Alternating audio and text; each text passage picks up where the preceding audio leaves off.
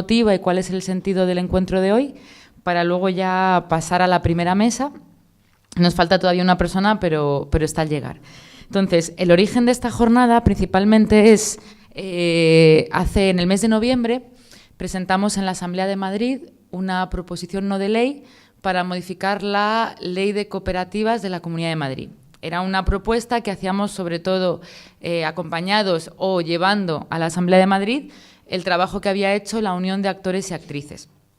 En esa proposición no de ley, con eso lo que pretendíamos es, por un lado, situar en la agenda un tema, ¿vale? Es decir, la cuestión en torno a las cooperativas artísticas, a pesar de que, digamos, fuera del ámbito institucional se lleva trabajando tiempo, es un debate que no habíamos colocado realmente en el centro del debate con el resto de grupos políticos. Entonces, un objetivo era ese, y otro también, visibilizar o revelar la diferencia comparativa que había entre la regulación para las empresas en el ámbito artístico y para las cooperativas, ¿no? Pues cuestiones como luego se verán esta tarde, que tienen que ver con cuántos socios se necesitan para darse de alta, la cotización por días o por meses completos, es decir, una serie de agravios comparativos que lo que hacían era que fuera mucho más sencillo optar por la vía, digamos, de constitución como empresa que por la de cooperativas. En este sentido, yo creo que también es una cosa que quizás trataremos hoy, podemos ver cómo las políticas culturales de la Comunidad de Madrid, es decir, cómo los marcos normativos que la Comunidad de Madrid ha instalado y también las ayudas directas que la Comunidad de Madrid ha promovido, lo que han hecho es empresarializar el tejido, de alguna manera, ¿vale? Imposibilitando o no permitiendo, obstaculizando la generación de otros modelos. Entonces, queríamos situar en la agenda y revelar este agravio comparativo. La proposición no de ley fue aprobada por unanimidad por todos los grupos políticos, lo cual en un primer momento, o sea, nos dio como feedback y fue sorprendente la sensación de que había una voluntad o una sensibilidad a poder trabajar en ese sentido, y además, después de la aprobación, la Unión de Actores tuvo reunión con el gobierno, digamos, con las direcciones generales dependientes de empleo del gobierno, es decir, como que algo se empezó a mover ahí, ¿no? Entonces, lo que vimos era que era necesario darle continuidad a esa proposición no de ley, a ese trabajo que habíamos hecho como en sede parlamentaria. Y que era necesario darle continuidad por dos aspectos. Uno, para ser capaces de tener cierta posición colectiva o cierto trabajo colectivo en torno a qué sería necesario modificar de esa ley, para que no fuera una cosa solo de una propuesta de una asociación en concreto, sino que pudiera ser, digamos, algo que representara o que tuviera las aportaciones de la mayor representación posible del tejido cultural. Y, en segundo lugar, para, desde ahí, poder ensanchar a las posibilidades, los retos, los límites que tiene la economía social en el ámbito de la cultura. Es decir, la cooperativa es una figura concreta, pero a la vez también interpela, abre a pensar qué otros modelos de producción, de distribución y de relación con lo que es la práctica y la producción cultural pueden existir.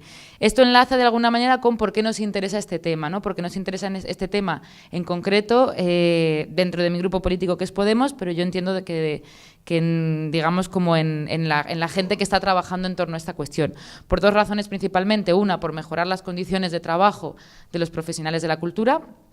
En ese sentido, nosotros en Podemos también hemos impulsado la creación de una subcomisión en la Comisión de Cultura para trabajar sobre el Estatuto del Artista, ¿vale?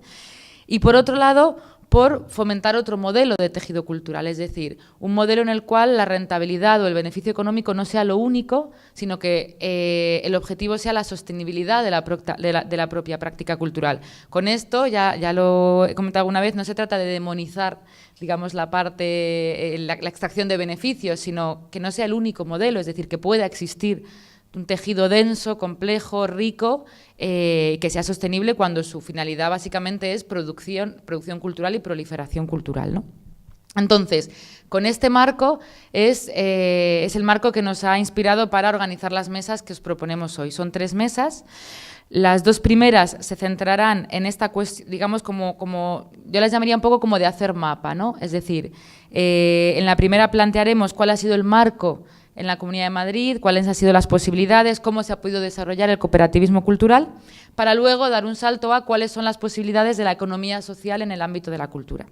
Y en la segunda mesa lo que haremos es plantear cuáles son los principios, los valores y las prácticas del cooperativismo, tanto en términos generales, como contaremos con experiencias concretas en las artes escénicas, en este caso, de cómo se ha desarrollado esos principios, esos valores y esas prácticas del cooperativismo. Y luego la última mesa estará centrada específicamente, es una mesa de trabajo, si queremos técnica, estará centrada a partir de la propuesta de la Unión de Actores y Actrices de modificación de la Ley de Cooperativas de la Comunidad de Madrid, con una fila cero, pero también con toda la gente que en esta sala, para poder discutir cuáles serían los aspectos concretos de esa modificación, para que de hoy, digamos, no como propuesta representativa, porque este no es ningún espacio de representación, pero sí de alguna manera para poder capturar todas las sensibilidades y las perspectivas en torno a qué es lo que habría que modificar, ¿no?, cómo, etcétera. Para terminar, básicamente decir que en realidad esto es, digamos, como... o nuestra voluntad es que sea la primera de varias mesas, es decir, de un trabajo más a largo plazo, porque hoy nos centramos más en las cooperativas de trabajo, pero hay muchos otros aspectos del mundo de la cooperativa en el ámbito de la cultura que había que trabajar, como cooperativas de consumo, como, digamos, pensarlo en términos mucho más amplios, y que fundamentalmente la lógica que a mí me interesa trabajar es la de poder pensar como afuera de la institución, con el tejido, ser permeable a los debates que existen, contribuir y apoyar a que se produzcan, para luego, cuando sea necesario, poder cuajarlo con iniciativas institucionales, ¿no? Como fue en el caso de la proposición no de ley, pues en un futuro se verá si dentro, digamos, de la herramienta Asamblea de Madrid se pueden concretar las cuestiones que vayan surgiendo en el afuera de la institución. Entonces, sin más, ¿Alberto ha llegado? Pues te invito a que te sumes a la mesa. Entonces, os voy a presentar esta primera mesa. Como os decía, el objeto de esta primera mesa es poder trazar un mapa del contexto actual, de dónde estamos, cómo hemos llegado a dónde estamos, para luego pensar qué posibilidades hay, ¿no?, qué posibilidades aporta la economía social en el ámbito de la cultura. Entonces, para ello tendremos a Antonio Sarrió, que es actor, director y pedagogo, miembro de la compañía Cambaleo Teatro y responsable de la nave Cambaleo. También tenemos a Nuria del Río, que es experta en desarrollo comunitario, consumo y producción responsable y economía social.